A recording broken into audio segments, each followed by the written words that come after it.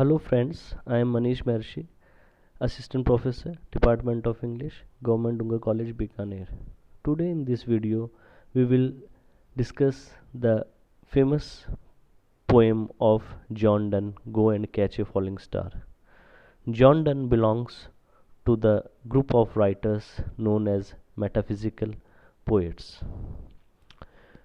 John Donne was born in 1572 in London, England. He is known as the founder of the metaphysical poet, a term created by Samuel Johnson, an 18th century English essayist, poet, and philosopher.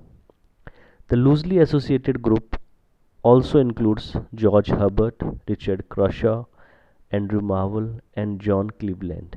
The metaphysical poets are known for their ability to startle the reader and coax new perspective through paradoxical images, subtle argument, inventive syntax, and imagery from art, philosophy, and religion using an extended metaphor known as a conceit. Donne reached beyond the rational and hierarchical structure of the 17th century with his exacting and ingenious conceits, advancing the explanatory spirit of his time.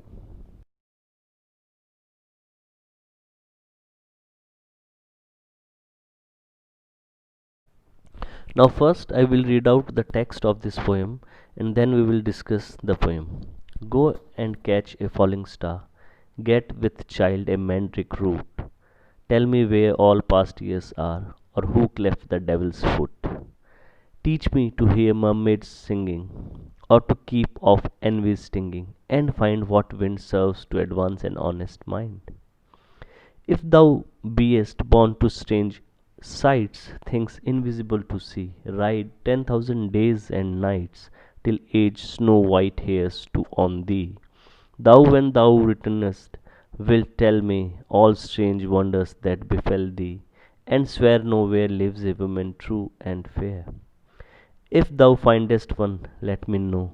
Such a pilgrimage were sweet. Yet do not, I would not go, though at next door we might meet. Though she were true when you met her, and last till you write your letter, yet she will be false ere I come to two or three. Now, before understanding and discussing this poem, let me tell you something about John Donne. John Donne is a leading figure among the metaphysical poets.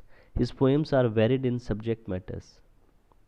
Sometimes they deal with love and women, sometimes with God and death.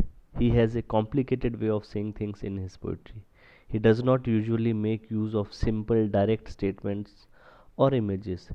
He has discarded the patriarchal convention of love. Sometimes he seems cynical and sometimes sarcastic. His lyrical poem, as this poem is, Go and Catch a Falling Star, is a love poem which contends that it is not possible to find a fair as well as a faithful lady.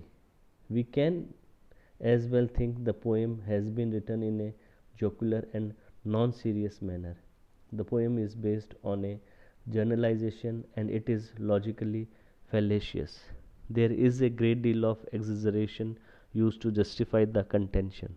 The poem is about the unfaithfulness of a beautiful woman. The poet mentions a number of impossible tasks and says that finding a constant woman is as impossible as those acts he is mentioning. The poet has used one idea in each line, and through last two or three lines are used to express one idea. Between stanzas there are short lines which seems to clinch an argument and suggest that the poet is developing his thoughts in his mind. John Donne says that there are certain things which cannot be achieved by anyone. Similarly, no one can find a fair and constant woman. As he says, go and catch a falling star. Nobody can catch a falling star. It is an impossibility. Get with child a mandrake root. A mandrake root appears as a woman, but still nobody can pregnant that. Nobody can create a child out of that. Tell me where all past years are. He is asking us where the past years are, where the time that we have spent, where it has gone. Nobody can tell. Or who cleft the devil's foot. It is also impossibility to know who cleft the devil's foot. It is even impossible to see a devil. Teach me to hear mermaids singing. He poses another impossible task, as nobody has ever heard mermaid singing. It is just in the mystery books, or in the children books, or some other books. It is only written there, but nobody can say that he has really heard the songs of the mermaids, or to keep off envy stinging. And nobody can say that he has never ever suffered from jealousy. So the poem begins like a challenge, and the poet dares the readers to go and catch a falling star. It is not possible do so. To do so. Similarly, man cannot impregnate the mandrake root, which resembles the legs of a lady, a human being. We cannot say where the past time has gone and who has split the foot of Satan or devil. It is not possible to listen to the songs of the mermaids. We cannot be immune to the stinging of envy and find out what advances an honest mind. In the same way, it is not possible to find a beautiful and a constant woman. The poet puts his argument in, in such a way, as he says, go and catch a falling star, get with child a mandrake root, tell me where all past years are, or who cleft the devil's foot. Teach me to hear mermaids, or to keep off envy stinging, and find what wind serves to advance an honest mind. Further, moving forward, the poet says that a traveler might travel all over the world and witness many strange and wonderful experiences and scenes. He may travel for 10,000 days and nights, still he grows old and has grey hair. On his return, he can tell us about all the strange and remarkable scenes witnessed by him. Yet he will not be able to take an oath and say that he has anywhere found a fair and constant woman. He says, and swear nowhere lives a woman true and fair. If the traveler has found a woman who is beautiful as well as faithful, he should tell the poet about her. The poet would go to meet her, because such a woman must be holy, and her home would be a place of pilgrimage. The poet would adore her, but as an afterthought, the poet says that he would not go, even if that lady lives in his vicinity. The woman might have been constant when the traveler met her, but the poet cynically believes that no woman can remain constant for a long time. Before the poet will be able to reach her house, she would be unfaithful with two or three lovers, as he says, yet she will be false ere I come to two or three. So, the poem is a love poem, and the idea and the images expressed in the poem are far fetched.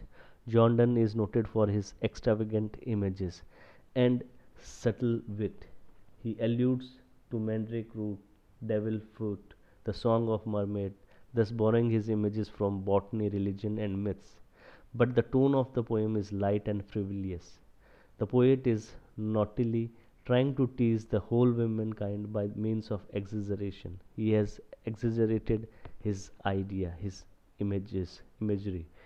These images show that it is impossible to believe that there can be a faithful woman.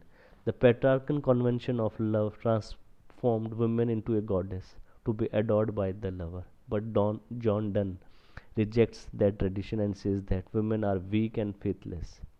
The outlook towards the women is cynical. The poem is like a challenge, and it begins with very dynamic images of impossible tasks, and there is defiance in expression like go and catch, get with child, teach me, each sentence contains one task which cannot be achieved by any man. The poem is a dramatic monologue. Generally, Donne's poems are dramatic because they begin abruptly and have dramatic speech and challenge. He uses colloquial diction, that is why his poetry reads like spoken speech on a stage. This method of writing poetry rouses curiosity and interest in the readers. There is no dullness of mood in the poem. Though this poem is a song has and has a music, yet it is argumentative and metaphysical poetry is always analytical. The rhyme keeps on changing with the change in argument. The use of hyperbole makes the poem interesting and fresh. The non serious mood of the poem is due to the poet's intention to tease the women. The structure of the sentences is grammatically and the diction is lucid. The poem expresses the personal view of the poet, which must be taken with a pinch of salt.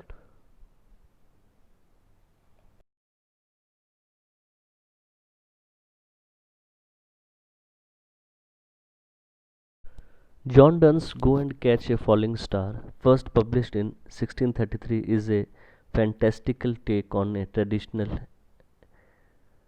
theme, women's supposedly inevitable infidelity.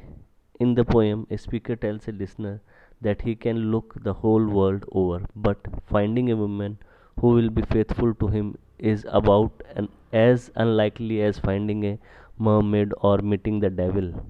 The poem's rhyme scheme, relatively steady meter, and clear hyperbole makes its tone feel somewhat light-hearted and satirical, but the speaker also seems to harbor genuine melancholic bitterness and cynicism towards women and relationships. Although the poem is song-like, as its title suggests, and its tone is light and frivolous. Go and Catch a Falling Star seems to endorse the misogynistic belief that all women, or all beautiful women anyway, just to make it worse, are unfaithful and should not be trusted. Yet the way Donne builds to this conclusion is beguiling.